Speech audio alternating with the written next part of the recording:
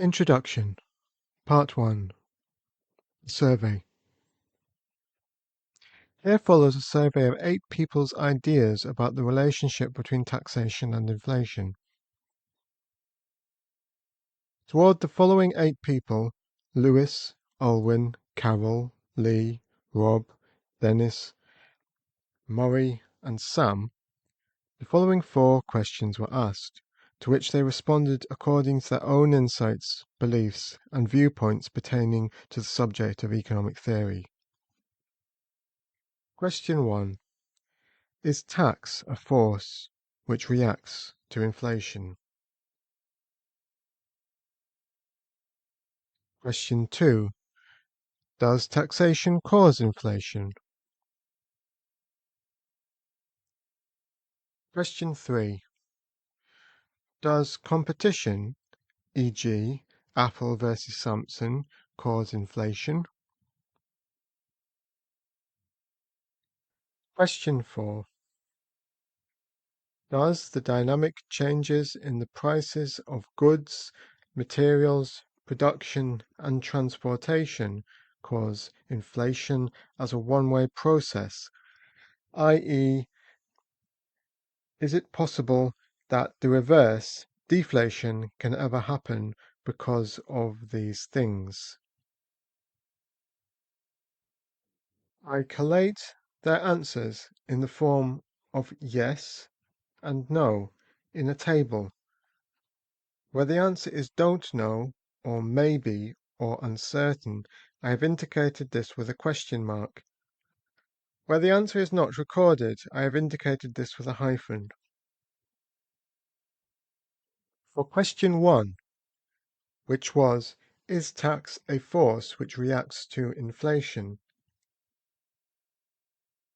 All of the participants, bar 2, said yes.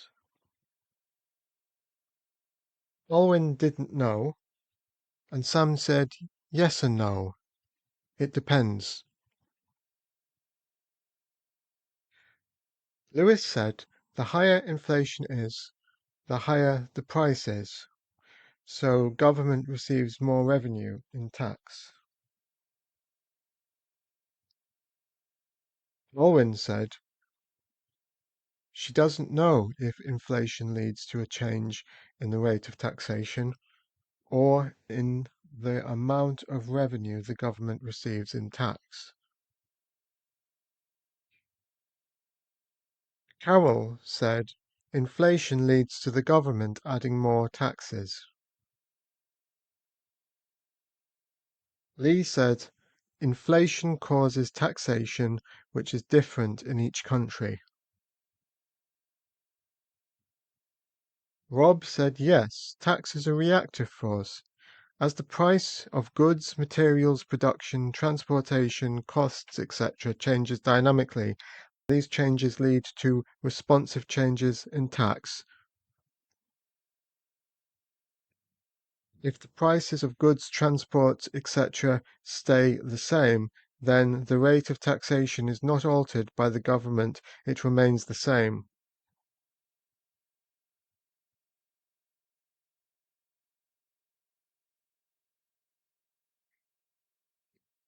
Ennis said, the way taxation reacts to inflation is not direct. The idea of setting the rate of taxes is to encourage or discourage general spending. He says, taxation and inflation are always related, so yes, inflation causes taxation.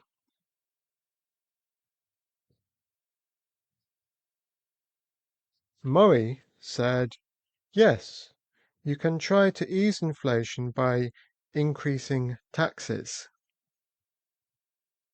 The theory is, by taking money out of people's pockets, they spend less money, meaning that fewer things are being bought, so prices will come down, which in turn entices people to purchase. Murray said, tax receipts will increase with inflation. Governments may reduce tax in times of inflation to prevent destitution. If tax increases, Murray said demand decreases, leading to a slowing of inflation. Sam's answer to the question, is tax a force which reacts to inflation, was, it depends. Yes and no, he says. He explains his reasoning in his answer to question 2. Question 2 was, does taxation cause inflation? The respondees answered this question in a way which disagreed with each other. Lewis says yes, taxation causes inflation. Alwyn says yes. Carroll says yes. Initially, Lee didn't know, but upon consideration, he concluded yes. Rob says no, taxation does not cause inflation. Dennis says no. Murray says yes. And Sam says no. Lewis's reasoning was, he doesn't know if tax causes inflation, but probably yes. It puts the prices of goods higher because of the tax, and this is to give the government more revenue. Alwyn stated taxation causes inflation. Carroll says it's supposed not to, but it does. Lee's final answer was, tax causes inflation. This is an open question. There are lots of influences and factors. Rob says quite categorically that taxation does not cause inflation. He says that tax is a reactive force, not an inflationary force. Rob says that inflation is a force which is caused by competition. Dennis says taxation does not directly cause inflation. Murray says it can do, yes. He says, as an aside, interest rates cause inflation. He says that quantitative easing is a way of printing money, and it will take 30 or 40 years to pay for the quantitative easing which happened following the bank collapse of 2008. Sam's more circumspect answers are, take the national deficit to be the excess of government spending above the revenue received from taxation. If taxation increases and government spending remains the same, then this has the effect of reducing the deficit, thereby reducing government borrowing or increasing the national surplus, where national surplus is the excess of government revenue above taxation. Sam says, as demand remains the same, prices will stay the same, thus inflation won't increase. But if taxation increases too much, people will have less money to afford to buy things, so demand will fall, leading to a fall in prices, i.e., deflation, or a decrease in inflation. He says, if the government borrows more in order to spend, then this does cause inflation, because demand will increase, leading to an increase in prices, thereby increasing inflation. He says, if taxation falls but spending remains the same, then the national deficit will become increased or the national surplus will become reduced. He says people will have, in this case, more money, elevating prices, which is inflationary. But if taxation falls but government spending remains the same, this will increase the amount of money people have to spend, elevating prices, which is inflationary, unless sufficient growth happens to absorb this change. Question 3 was, does competition cause inflation? Our respondees answered as follows. Lewis says yes. Alwyn, yes. Carol, yes. Lee, yes and no. Rob, yes. Dennis, no. Murray, yes and no. Sam says no.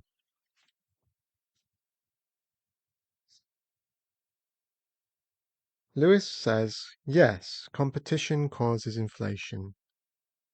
And his reasoning was the more that manufacturers compete with each other, the more that they produce. And in turn, the more that they produce, the higher their costs are. And so, in turn, they will charge more for their goods. Alwyn, who said yes, competition does cause inflation, because when manufacturers compete with each other, they are putting up prices all the time. She says the best products are always sold for the highest prices. Carol said yes. I have not recorded an explanation. Lee says yes and no. He says that competition causes inflation, but the opposite can also happen.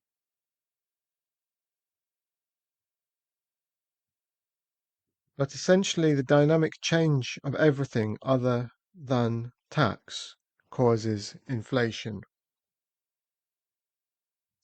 That was the viewpoint of Lee. Rob says yes, competition causes inflation. He said the inflationary force is caused by competition. He says, what changes the price of a house? He says the competition of people demanding houses in conjunction with local political opposition, resulting in no new housing, no new estates, and no new builds, increases the price of houses. He says, as the amount of land is a fixed quantity, this resource becomes depleted as population growth expands. He says the solution is to grow our economy by colonizing other planets and solar systems. Ennis said, competition would not usually be cited to cause inflation unless it is with respect to a global resource and a monopoly is approached. He says monopolies can certainly cause inflation, as can badly handled quantitative easing. Murray says competition can cause inflation, but only does so where a monopoly exists. E.g., if Apple buys Microsoft, this would lead to a massive control over the market. He says we can prevent this by promoting competition, which reduces prices. He says communism is a monopoly run by the state. He says what is important is the global markets, not national ones, when it comes to inflation. Sam says no, absolutely not. Competition does not cause inflation. It reduces prices because competition means, all else being equal, they compete on prices. Question 4 was, does the dynamic changes in the prices of goods, material, and production and transportation cause inflation as a one-way process? i.e., is the reverse deflation ever possible because of these things? I only have 3 answers recorded because this question came as an afterthought late in the day within the survey. The answers recorded are from Rob, Murray, and Sam. Rob says yes, deflation can happen. Murray says no, and Sam says no.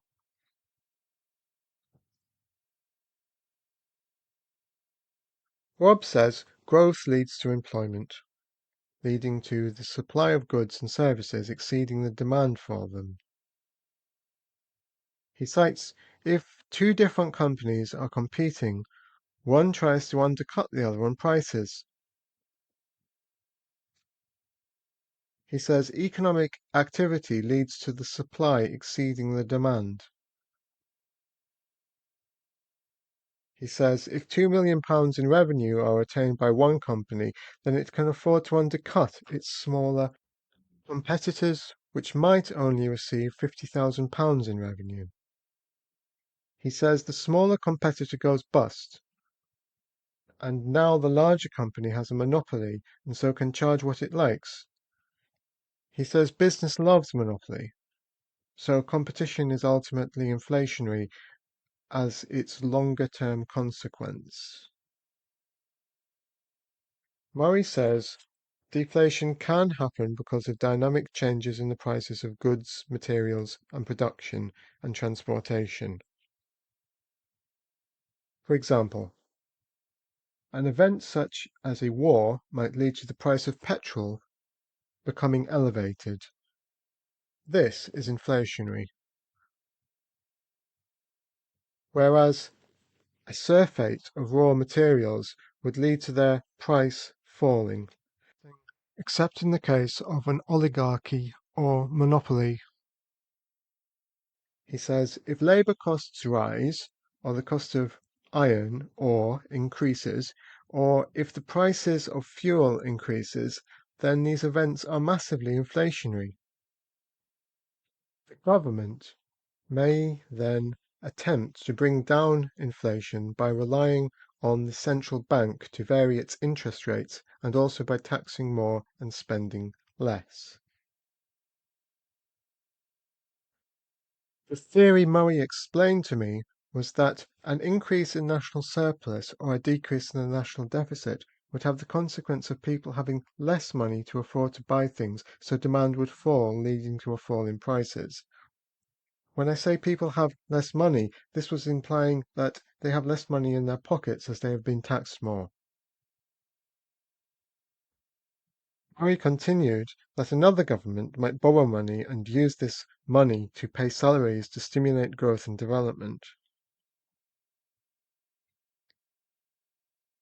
On the subject of whether deflation can happen, Sam says deflation has happened in Japan recently. It happens when there is an excess supply of some kind and demand remains the same, or when there is a decrease in demand for some reason, e.g., after the Second World War, the shortage of people led to a reduction in demand, enabling the government to spend more without causing inflation. He says if there are countries reliant upon one specific form of goods for export, i.e., oil, then if the global price of oil falls, then less oil is exported, and this will lead to a reduction in the ability of people within that country to make purchases both domestically and internationally, i.e., their general demand will have fallen.